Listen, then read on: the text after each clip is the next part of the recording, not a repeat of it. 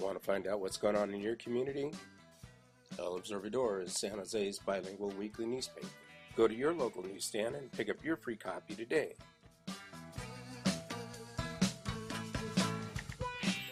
Looking for the training and skills you need to get a new career? Call Center for Training and Careers today. That's CTC at 408-213-0961 and start building your new career today. Indigenous soul, indigenous soul. Indigenous soul, indigenous soul. Indigenous soul, indigenous soul.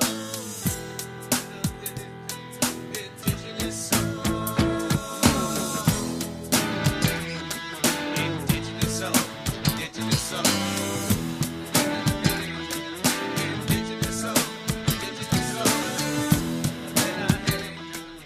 Good evening. I'm Cihuapilli Rose Amador LeBeau, and this is Native Voice TV. So welcome to the show.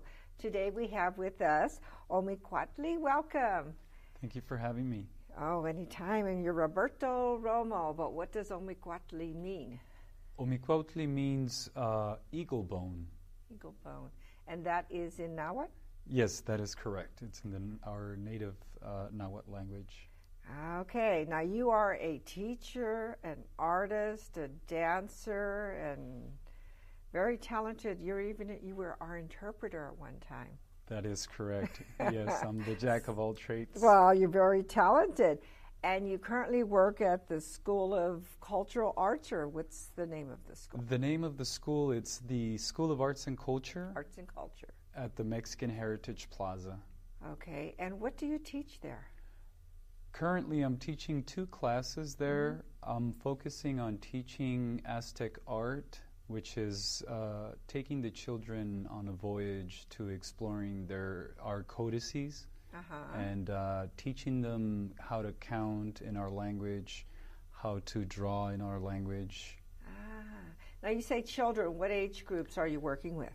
Currently, I'm working with ages 5 through 15. Oh, that's wonderful. There's one school down in L.A. that I know teaches Nahuatl and I think Mandarin. It's beautiful. It's a really nice. It's a Mexica school, and it's I think it's an elementary school, but it's really fantastic. You have to check it out sometime. Great. Okay, so so you teach 2 classes, and there's a lot of different activities that go on there, from what I understand.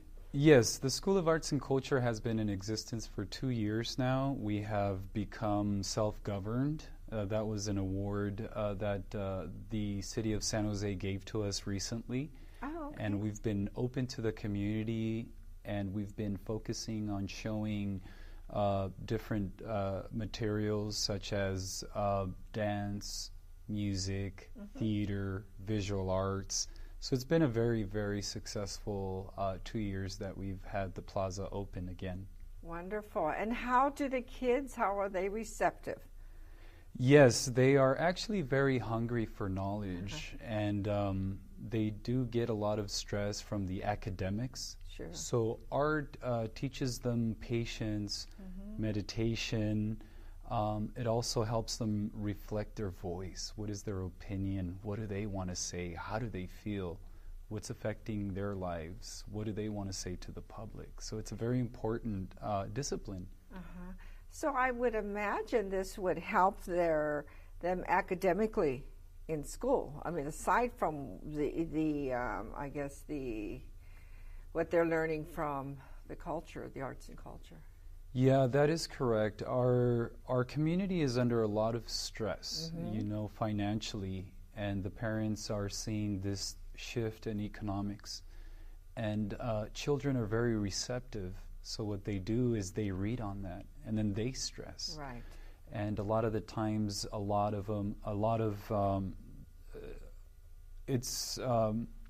under a lot of stress, and they demand, the system demands a lot from them. So children, what they do is they need that escape from all the numbers and letters and parents losing jobs and all of that. So what we do is we not only teach them skills, but we also teach them culture. So that's one of the big highlights of our school. And I think that is so important with so many of the kids getting into gangs and a lot of mischief. That's correct. You know, when they have idle time. So it's good that the idle time is at least productive, even though you're not demanding them to do more homework, but you're giving them a release. Yes, that's correct. And we do that through a very focused and very intense knowledge of where we come from. You know, we come from a very tight social community where we include children, elders, and a lot of the people, a lot of our youth, it's disconnected. You know, they're young and they cannot connect to the older people or the younger people or the adults. So what we do is locate them and says, this is your space. Be present, be focused, enjoy it, because you one day are going to grow. Right. And it's important to take knowledge of your spot. So tell me about some of the classes you have there. Currently, I'm doing the collaboration. Hopefully, we get enough enrollment for the Calpuli Tonaleke. And what we're going to be doing is we're going to be including the youth to be participating in the Aztec New Year and producing a lot of the art that will be offered to the elders when they arrive. The Aztec New Year's, that's a fantastic event. Now, do you prepare the kids at your level to be involved with that? Yes, anything that has to do with visual arts, we are working with the Calpuli to see how we can bring the children into the equation and then teach them the language, teach them the techniques, and also the value of their participation. And then that way they can present something that's going to be presented to the elders and to the community. And giving them pride in that, you know, that they took part in this event. How were they involved this past year? This past year, what we were doing is we were doing gallery shows at the School of Arts and Culture. And what we were doing recitals at the end where we would present to the community the children that had been doing this work. Oh. And we would do that with the performance, visual arts, dance, music, and then we would invite the community as well. Now, you're quite an accomplished artist, and I know you brought some of your work, and I'd love to see it. So if we could go through some of it and show it to our audience. Sure, perfect. So I have some of the work here that I have done. This is a piece which focuses on inviting our people to vote. And that is a combination of Zapata and Uncle Sam. It's a very important time where our really people are really getting a voice and exercising it. And I also have this piece here, which is mixed media, which is, this is a little bit more of the personal work that I do. And it is called American Thanksgiving. And it's got a little bit of a modern opinion and view to it. Explain what it is. Basically here is our people, and she is a woman, you know. We hold our women to be very sacred and to hold a lot of power. And there's a pumpkin pie in her stomach, saying that she is the one that offers nourishment. And she's sweet, like a strawberry. And here we have a little bit of what has happened to our people, which is that we've been blessed. But we've been blessed with bullets, you know, and those bullets are symbolic of different things that are shot in our direction. So that's this one. What are the numbers?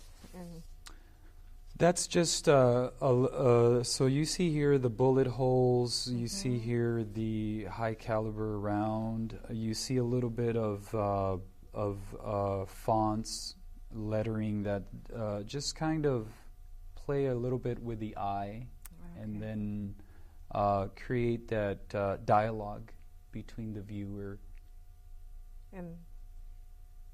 And this gentleman represents a little bit of the authority in the system. It's telling you, hey, keep away, back off. And he's a saint, but he's married, and he's like a ventriloquist.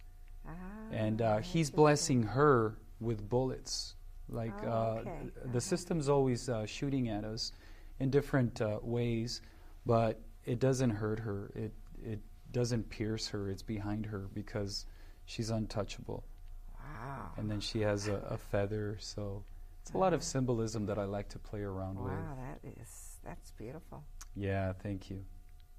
Wow, thank you for sharing that one. And then I'm also working on a different project, which is a card game, and it is called the Mexican Loteria, and it's geared for the public to experience a little bit of storytelling with imagery. Okay, that is beautiful. Yeah, thank you. I think of the deer dancer when I see this. Exactly. And then here's the very last one, which is, I don't know if the camera will, a little bit of the glare, but this is the artwork that I teach at the school, which is the codex, the traditional writing system of our people. And this was produced. These are the symbols you would find on the Aztec calendar, right? That is correct, Okay. yes. Our focus is to teach people the importance of communication. Our system of writing had no letters, so it was pictographic. So we use diverse symbols, and in combining them, we come out with phrases, words, sentences, paragraphs, and then stories. So we show them how to organize that and be centered. Now, do the kids learn very easily? I would assume they would, as far as the language and the codices themselves. They probably learn easier than we do, right? Yes, unfortunately, we have a lot of regulations and we censor ourselves and we can't do that. But the children are very receptive and they're very hungry for knowledge and they're very hungry for something new. You know, even though this is very old to them, living in the neighborhood, in the barrios, it's something very fresh and it calls their little hearts and they're extremely open, and then they participate. I have a very, very open curriculum where sometimes I don't have all the answers, and then the students say, "Oh, teacher, did you see this?" And then I'm like, wow, only a kid's eyes can see that. So it's a give and take that we have back and forth between the student and myself. Well, I know one time that you had come on the show with the maestro, and you were talking about colors and how the colors are interpreted by the gangs, and then how they should be interpreted by the native culture. And are those things that you're teaching the kids at an early age, or how is that used? Yes, basically what we do is we incorporate a lot of the ancient teachings, which is I am you and you are me. And we have our place, and that place complements the other. And what we do is we communicate the importance of acceptance, of accepting yourself, of accepting your neighbor, and also letting them know that that idea has been implanted in us. We're the same people. And colors are very important because they're just vibrations. And the symbols with the colors, you know, the red, we have life itself. And how can one be against that color when it's our life? It's the color that runs through our veins. And blue, why would we have any problem with blue? The sky is blue. You know, the waters, they reflect the light, and the water turns blue. So it's just a very magical experience. And what we do is we communicate that to them, and they go out with a different view. Yeah, I would think that would be very important for them to learn at an early age. That's correct. So they're not influenced negatively later on in life, when they're teenagers or junior high. Exactly. That is correct. Oh, that's good. Well, I'm glad you're doing that. Thank you for doing that. And so what kind of activities are there for, say, families? I know you have something coming up during the holidays and... Well, the Mexican Heritage Plaza, the School of Arts and Culture, has been very, very active now.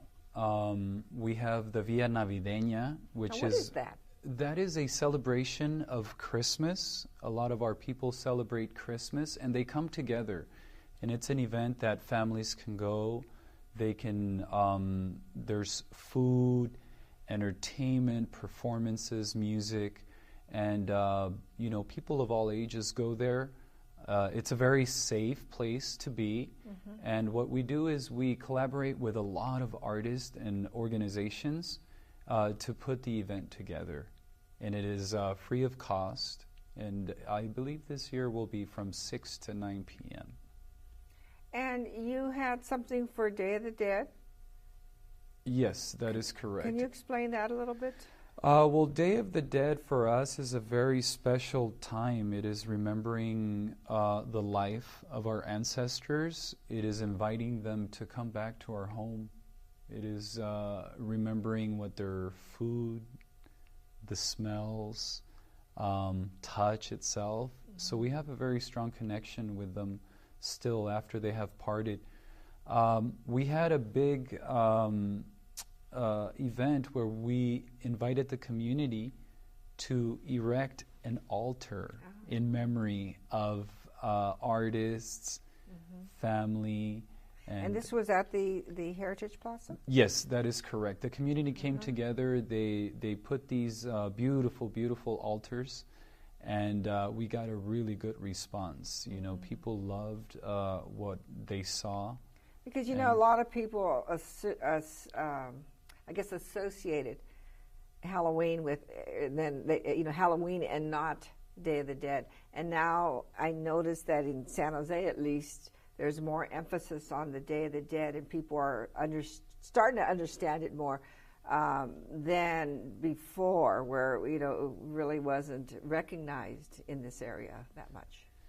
Yeah, Dia de los Muertos for us is a very special day, and it's very important. And I have to thank the Chicano community also for taking that role in being so far away from home or where their parents came, and then them being hungry for that knowledge, that yearning, and then bringing everything and saying, let me dig a little.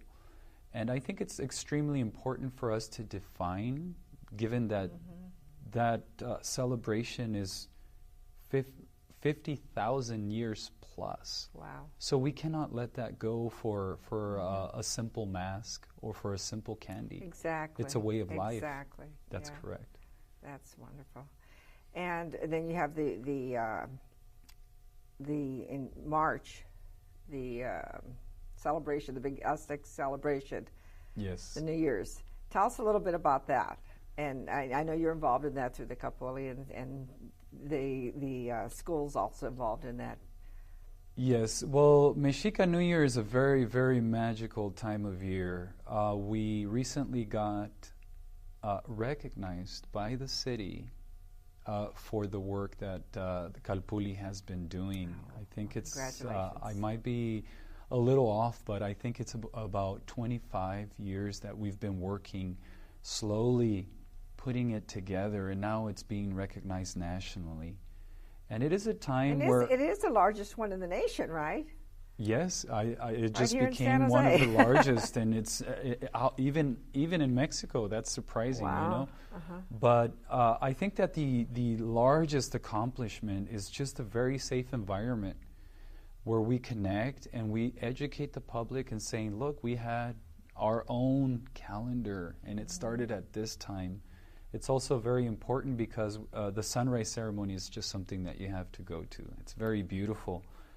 Community leaders, from the oldest to the one that just saw the event passing through the street attend, and then they get to experience this beautiful gathering where everybody's equal, and then we see the father-son coming up. And you have a lot of different tribes there from across the nation. That's correct. We have our brothers coming from faraway places. We've had people coming from Oklahoma, Mexico, North and South Dakota, New Mexico, Texas. I can go on forever. Right. And it's just a way to exchange a very special day and for us to reconnect and thank life that we made it another year.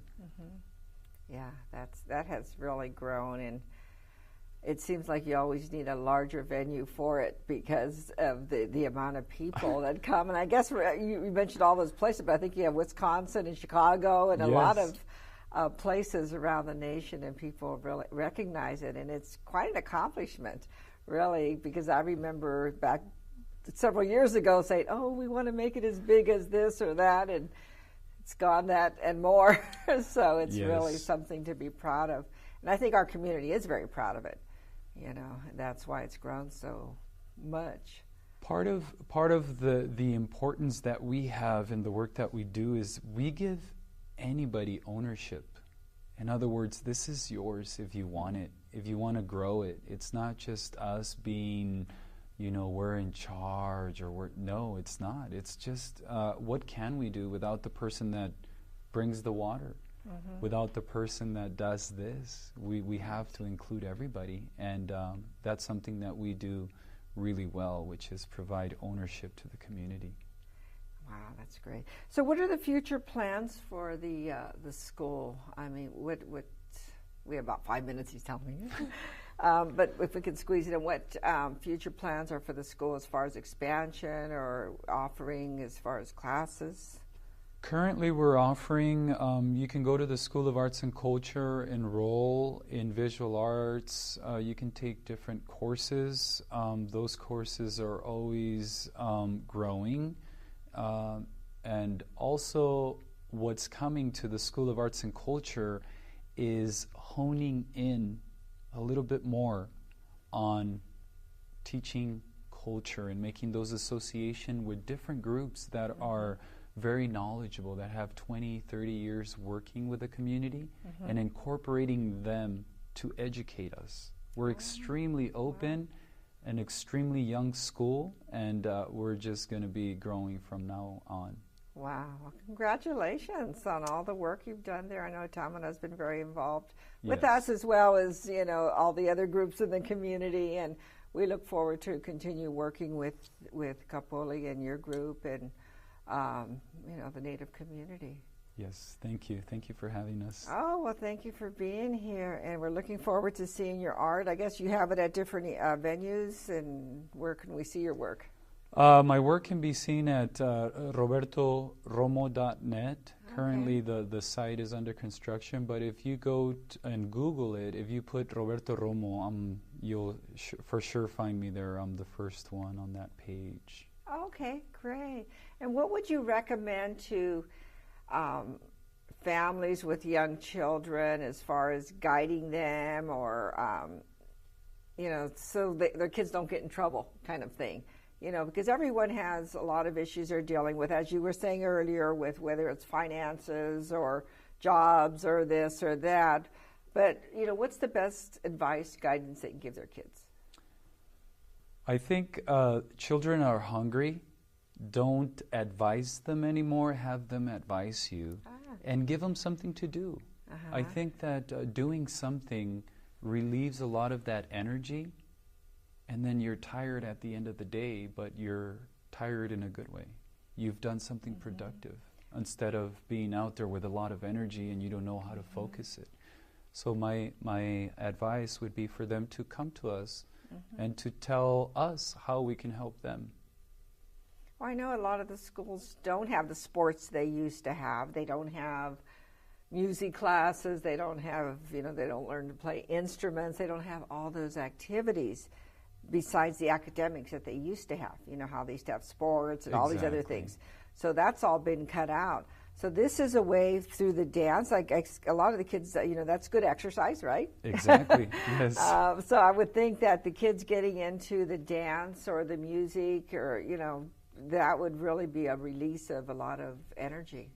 Yes, that's correct. And, there's children for every discipline. Some of them like to drum, some of them like to dance, some of them like to do folklorico, guitar. Some of them are more of the visual artists that they just want to produce paintings. So we need to identify that, and then once they start picking up that discipline, to offer them support and to push them by only doing one thing, and that's challenging them. I'll bet you can do better, and they'll be like, oh, okay, let me. What about leadership skills? Is that something that's incorporated? Yes, currently myself, I'm in the MALI program, which is the Multicultural Arts Leadership Initiative. And that's housed at the School of Arts and Culture. Oh, okay. So simultaneously from being a teacher, I'm also being taught how to better network, how to be a person of color, and to identify the different networks that we need to reach. So that's a very important. So that's a home at the School of Arts and Culture for us instructors, so that we can teach that to the children also. Well, you're doing a fantastic job there, and I congratulate you. Thank you so much for coming on the show. It's nice to see you again. Thank you. And thank you for joining us. Like us on Facebook, and we'll have all of our shows on YouTube. And I think we're all over the place now. We're in Sunnyvale, Mountain View. I hear we're in Hawaii and just about everywhere, as you can find us. We were in Albuquerque just recently, too. So anyhow, we'll see you again next week. Good night.